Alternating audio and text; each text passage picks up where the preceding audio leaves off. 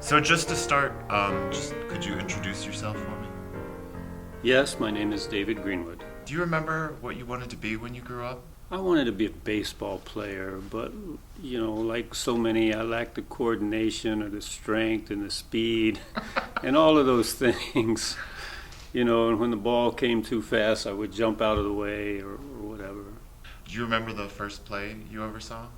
The first plays I saw were at the Invisible Theater. My older brother was one of the original members of the Invisible Theater, and they were just like this collection of hippies that did all these original plays in the cellar at the Student Union. And my brother would let me tag along, and I would hide in the corners in the darkness of the cellar or wherever they were rehearsing and observe. And then my ego back then was like, I could do that. Did you have your first role with them? Yes, so as a kid, they had what they called the Major Smack Show. It was an original show. Tim Fuller, who many of you know, was Major Smack himself, and it was done like a variety show, and so the other performers would do little variety acts, and somehow one of the acts had something to do with something like a host of a children's show or something, and so there were four or five or six of us that were the child actors or whatever, if you will. It was like a half perverted scene where we were getting spanked and all that kind of stuff. It was terrible. And did that lead to like a formal actor training? Not at that point in time. That just led to more interest. Not due to the spanking, but Um,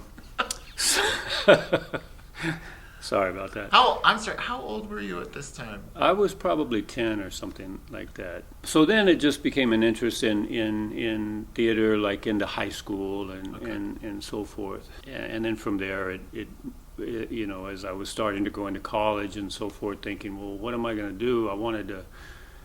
I really wanted to study theater, but I had to have an excuse to go to college, like I'm taking math or doing whatever.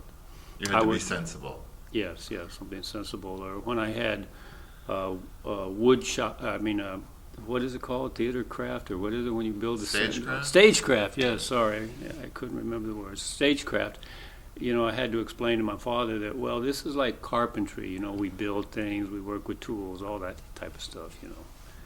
To justify, the classes that I was taking. I had a little more trouble explaining like movement for the actor, or whatever. So just as I got older in high school and college, that's when it really became my love. And I struggled all through my college years really with the idea of what am I going to do with my life? What would I do with my life? I should be an engineer or whatever the case is. And it was only after that I just decided, hey, I want to be an actor, one way or the other. And so I was always chasing those ideas, trying to take classes, learn things, be involved. How did you first come to be a part of the Rogue?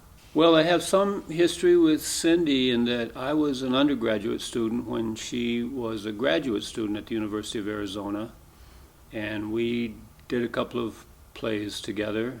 And then when I was gone after I had graduated to Los Angeles and Chicago and so forth, and then when I came back, I met up and worked with Cindy again in a couple of projects.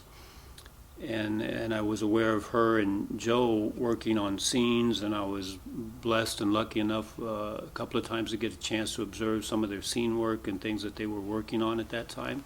And then when they began the Rogue, they asked me to be in the first show that they did, and I was lucky enough to be in that. The Rogue is the kind of thing that I aspired to when I was younger, and I thought about like what kind of theater do I want to be involved in, right?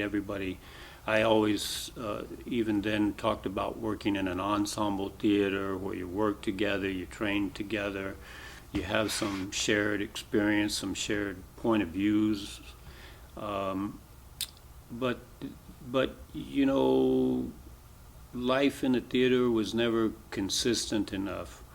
But one thing about the Rogue that I've found over all this time is that Joe and Cindy themselves have been remarkably consistent in their efforts and their ideas. Those early dreams and missions and things that they set out, they've always just stuck to those ideas, and that has remained consistent, and I think has grounded those of us that have worked here at the Rogue, and kept us here. You know, even with the turnover and the changes that have happened, you know, we still have people coming back. You know, they don't, you know, you leave the Rogue, but you don't really leave the Rogue. Or if you're not at the Rogue, you want to be at the Rogue, or whatever. So, As an actor, what do you think you bring to the ensemble that might be unique to you? that's hard for me to say. You know, I have a total image of myself that doesn't really exist. But maybe we all have some aspect of that. We do. So I'm a strange mix of being deadly serious and completely goofy, and you know, on one hand I'm like, this is art, we have to do this, we have to do this. On the other hand, I'm a total practical joker. But the other thing that I think that I bring, or I try to bring, is just but everybody does this to some degree, is just to encourage and cheer everyone else on. I love it when you see somebody like just find something that when they get it, you know, and boom, they take off. It's like, oh, I love that, to see somebody doing a thing that they do well and, you know, excelling at it. Is there a type of role or character you'd like to play more of that you don't often get to? I know we don't necessarily do comedies at the Rogue, but I want to do full-blown comedy or comedic role or something like that. I mean, as a little kid, my mother or somebody would be watching like the Red Skeleton show, like total comedy, right? And I would try to do the things like that Red Skeleton did when I was little to try to entertain, you know, family or friends in small moments, you know, but to be a clown, if you will.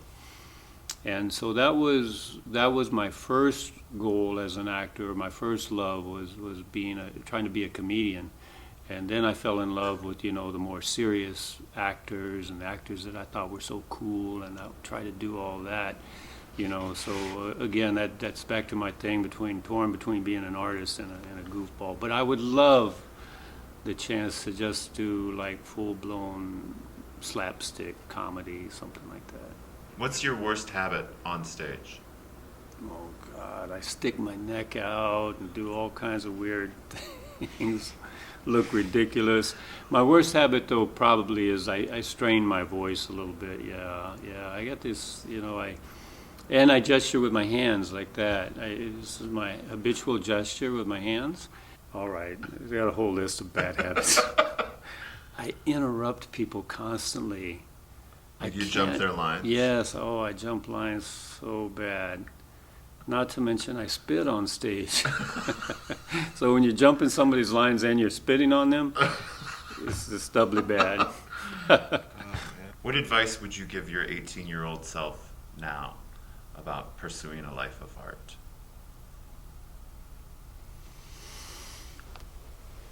Enjoy every step of the way. Learn, watch, don't be eager. You don't have to play. It's not how many plays you do in a year or how many parts you do or how big the part is. Those opportunities will come.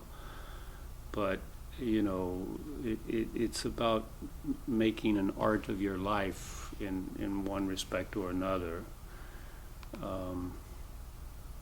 So that the life that you lead is a work of art in and of itself. You know, it's just the plays that you do are just part of that, whatever. I probably, if I was 18, I probably would have shrugged that off and be like, yeah, whatever, I'm gonna do this next week. Is there a part you've played before that you'd like to again with more life experience behind you? All of them. All of them. I want a second chance at everything. You know, like probably a lot of people do. You know, I'll replay a role over and over in my head, or a moment, or whatever it is during the run and elsewhere,